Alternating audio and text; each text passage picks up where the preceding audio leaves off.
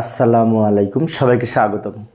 ICT বিষয়ে আমরা যখন লজিক ফাংশন সরলীকরণ করি, বিশেষ করে লজিক গেট সম্পর্কিত, সেক্ষেত্রে এই ধরনের যদি প্রশ্ন থাকে, এখানে বলেছে A B plus A not B plus A B not, তাহলে এইটার মাধ্যমে আমরা বিশেষ করে এই লজিক ফাংশন সরলীকরণ অর্থাৎ সরল করব কিভাবে। তো যাই অনেক সহজ, কিন্তু বুলিয়ান অ্যালজেব্রার নিয়ম অনুযায়ী করব। তো এই যে প্রথম অংশ থেকে আমরা কিন্তু বি কমন নিতে পারি, এখানেও বি আছে এখানেও বি আছে, তাই না? এখানেও বি আছে এখানেও বি আছে, তাহলে এই দুইটা রাশি থেকে আমরা বি যদি কমন নিই, তাহলে কি থাকে? এখানে এ থাকে, প্লাস এখানে এ নট থাকে, প্লাস এখানে যা ছিল রেখে দিলাম। আবার বলছি, লক্ষ্য করি, এই অংশ থেকে বি কমন নিয়েছি, তো এখানে বি চলে আসলে এ থাকে, আর এখান থেকে বি চলে আসলে এ নট থাকে। এখন এই যে এ প্লাস এ নট সমান কিন্তু 1।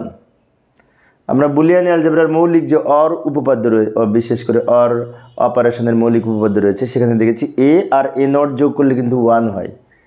ইতিপূর্বে আমি প্রমাণ করেছি কিভাবে হয়। এবার এইটার পরিবর্তে তাহলে 1 লিখতে পারি, তাহলে আমরা লিখতে পারি বি ইন্টু এটার মান 1 প্লাস এ বি নট। 1 দিয়ে বিকে গুণ করলে বি হয়, প্লাস যা আছে রেখে দিলাম। এখন এরপরে আমরা আরেকটু করতে পারি, সেটা হচ্ছে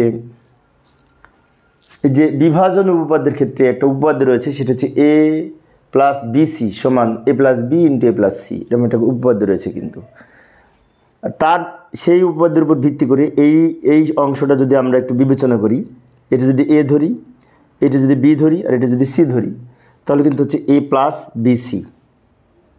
তার মানে কি, এটা সূত্র হবে এটা যোগ এটা যোগ ইন্টু এইটা যোগ এইটা। আবারও বলি, এটা যোগ এইটা, তারপরে ইন্টু দিয়ে এটা যোগ এইটা, অর্থাৎ এ প্লাস বিসি সূত্র হচ্ছে এ প্লাস বি ইন্টু এ প্লাস সি। এটা কীভাবে হয় কিন্তু আমি এক নং পর্বে কিন্তু আলোচনা করেছিলাম এই এ প্লাস বিসি সূত্রটা। তারপরেও বলছি, এইরকম পজিশনে থাকলে প্রথমে একটা পরে দুইটা যদি থাকে, এই যে প্রথমে একটা প্লাস দিয়ে পরে দুইটা, এরকম যদি থাকে, তাহলে সেক্ষেত্রে এ প্লাস বিসি সূত্র ধরে আমরা করতে পারি এটা যোগ এইটা, অর্থাৎ এই B plus A into B plus B not. আমি আবারও বলছি, লক্ষ্য করি, এটার সাথে একবার এটা যোগ করব, আবার এটার সাথে একবার এটা যোগ করব। বিভাজন উপপাদ্যটা বলা আছে। আচ্ছা, এইবার এটা যা আছে রেখে দিলাম। এখন বি প্লাস বি নট সমান কিন্তু 1 হবে। এ প্লাস এ নট সমান যদি 1 হয়, বি প্লাস বি নট সমান 1, এটার মান আমরা 1 লিখতে পারি। আর 1কে এটা দিয়ে গুণ করলে এটাই হয়। এটার মান যদি 1 হয়, 1-এর সাথে এটা গুণ করলে কিন্তু এটা হয়, বি প্লাস এ হয় বা এ প্লাস বি হয়, যাই বলি না কেন।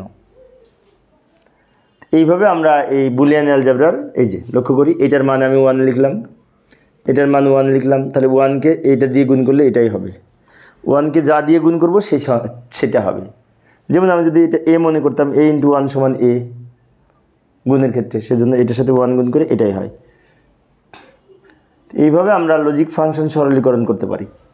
তো প্রিয় শিক্ষার্থী বন্ধুরা, এই ছিল আমার আজকের আলোচনার বিষয়। আমি অবশ্য অল্প অল্প করে আলোচনা করি শিক্ষার্থীদের অনুরোধে, 2-3 মিনিটে আলোচনা করি, যাতে শিক্ষার্থীরা বোরিং ফিল না করে। তো আমার পরবর্তী ক্লাসগুলি পাওয়ার জন্য চ্যানেলটি সাবস্ক্রাইব করার পাশাপাশি যদি বেল বাটনটি অন করে রাখো, তাহলে আমার পরের ক্লাসটি দেখতে পাবে। আচ্ছা, পরের ক্লাসে কী আলোচনা করবো এটা দেখে যাই। পরের ক্লাসে কী আলোচনা করবো, এই যে এটা 8 নং, এটা সমাধান করার চেষ্টা করব। দেখার আমন্ত্রণ রইল।